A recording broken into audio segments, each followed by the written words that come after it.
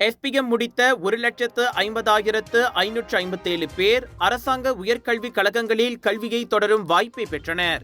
UPU online மூலம் பெறப்பட்ட 2,23,624 மொத்த விண்ணப்பங்களில் 33 விழுக்காட்டினர் அரசாங்க உயர்கல்விக் கழகங்களில் பயிலும் வாய்ப்பை பெற்றனர்.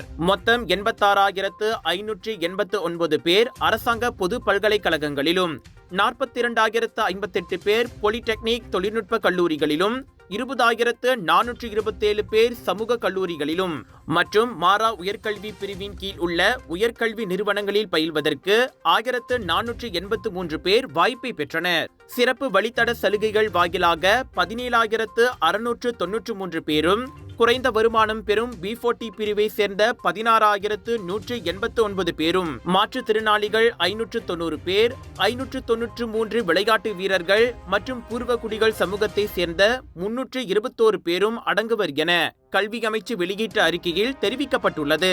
அதோடு சமூக நலத்துறையின் கீழ் உள்ள நிறுவனங்களில் இருந்து வெளியேறிய 43 பேரும் உயர்கல்வி நிலையங்களில் பயில்வதற்கான வாய்ப்பை பெற்றவர்களில் அடங்குவர். இந்த மாணவர்கள் கொள்கை மற்றும் தகுதி அடிப்படையில் உயர்கல்வியை பயிலும் வாய்ப்பை பெற்றனர் என கல்வி அமைச்சின் அறிக்கையில் தெரிவிக்கப்பட்டுள்ளது. மொத்தம் 349 கல்வி திட்டங்களில் டிப்ளோமாவுக்கான 252 கல்வி திட்டங்களும், இளங்கலை பட்டப்படிப்பு, சான்றிதழ் ஆகியவையும் இவற்றில் அடங்கும்.